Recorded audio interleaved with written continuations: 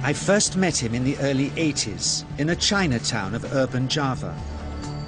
He didn't want his real name or address revealed, so we called him DJ for Dynamo Jack. He was only a healer, he said, but he did direct a powerful energy generated from his own body into his patients. Sometimes he used the needles, sometimes just his hands. He called the energy Qi, and it was so strong that he usually needed a grounder to hold his patients' feet. For years we followed him around Java on his healing rounds, pleading to be allowed to film him, but he always refused, saying his powers resulted from a type of meditation with an ancient tradition of secrecy. It was only when my brother Lorne was suffering from a serious eye infection that he finally allowed us to film him in 1987. It was nothing like any acupuncture I'd ever had. I was getting really powerful electric shocks and couldn't control my movements at all. Yin yang, positive and negative, you know. And my positive from here and my negative from here. And we meet together, this can get like electricity. And is this because you're special? You have a special sort of it's meditation every day. It's meditation that does it? Meditation every day. Like you can touch me, like this. It's nothing, okay? It's my burn. Just like this. For our sound recordist, it was also a shocker.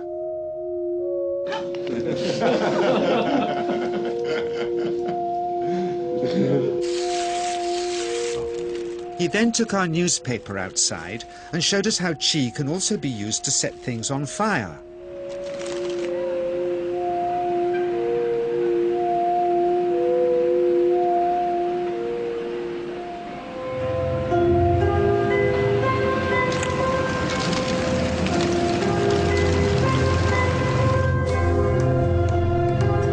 When he heard we'd shown this footage in public, he was very upset and refused all our future efforts to contact him again.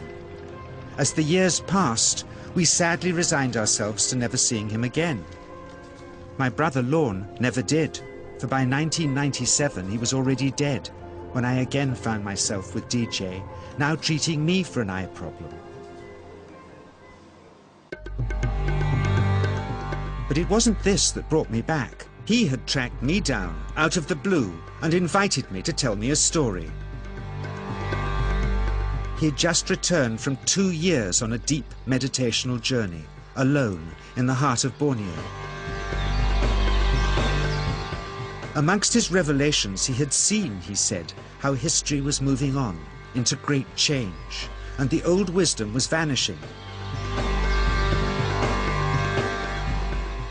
So he'd called me back to film just enough of him to remind us that we all have undreamed of powers sleeping within us, and that there's nothing special about him except for his training in waking them.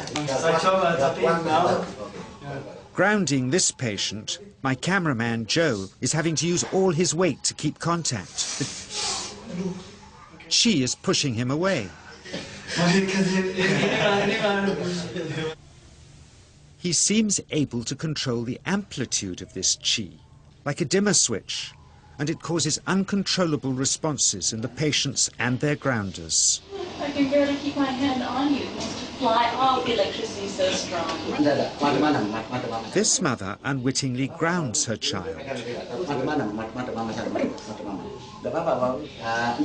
He won't sit still, so she's asked to hold him and grin and bear it.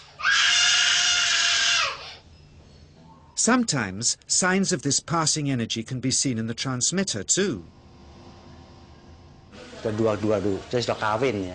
Qi stuff is only the surface, he says, of the real adventure beneath, in the meditational technique.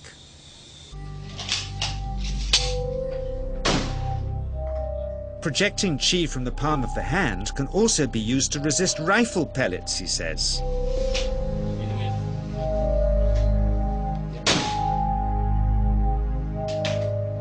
First, you learn to distinguish between yin and yang Qi in your body.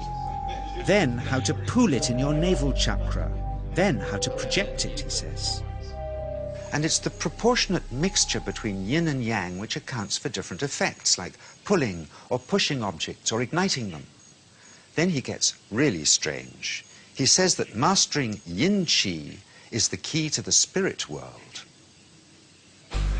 There's a long tradition of Indonesian krisis being possessed by spirits.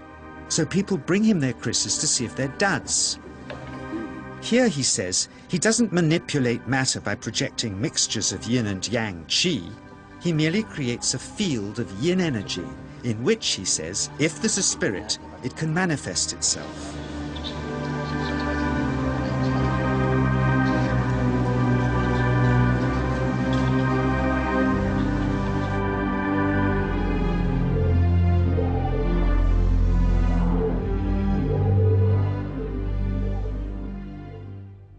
So I invited a small group of scientists back from the United States with measuring equipment to test if DJ was for real. And if so, where might this energy belong on the electromagnetic spectrum? Catherine Cook, CEO of the Mind Science Foundation in Texas. Dr. Roger Nilsson, a Swedish medic and international racing sailor. Dr. Greg Simpson, a physicist from New York's Albert Einstein University, and Andreas Polak, one of DJ's Australian students. The visitors are confident they'll uncover him as a fraud in no time. Greg is the first guinea pig, and he's uncomfortable about showing that he can feel anything at all. Dr. Roger doesn't know what to expect.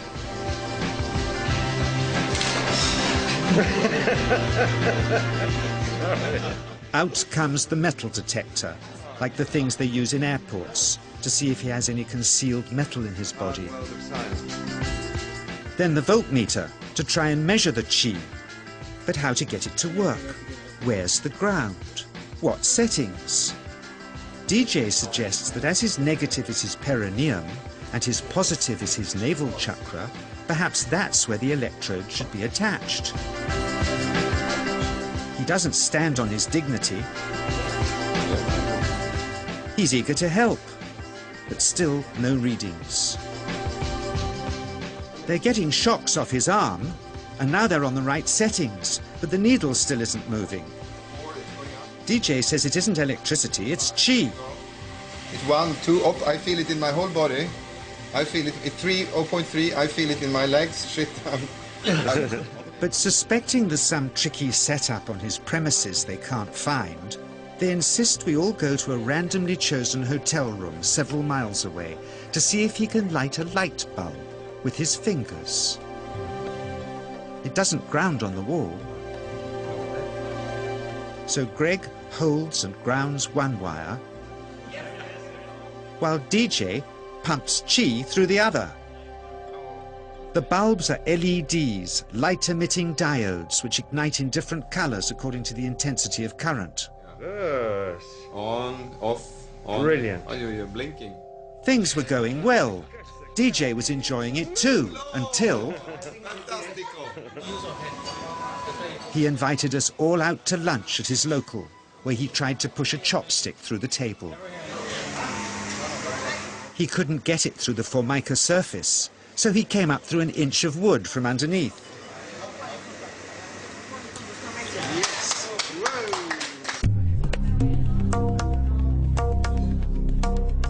Not only did he draw his own blood, but a chopstick splinter had caught Alison here between the eyes, drawing more. The incident was laughed off apologetically, but next morning he was a different man, drawn and upset. He said he'd been visited all night by his long-dead master, raging that he had broken the strict taboos of his sect, never to show off in public and never to cause harm or draw blood. He felt deeply chastised. All further testing and filming must end. Never again would he submit to public scrutiny, nor accept any new students. He would sink from sight and continue his healing in obscurity, as he had done since before we met him in the early 80s and had always told us was right.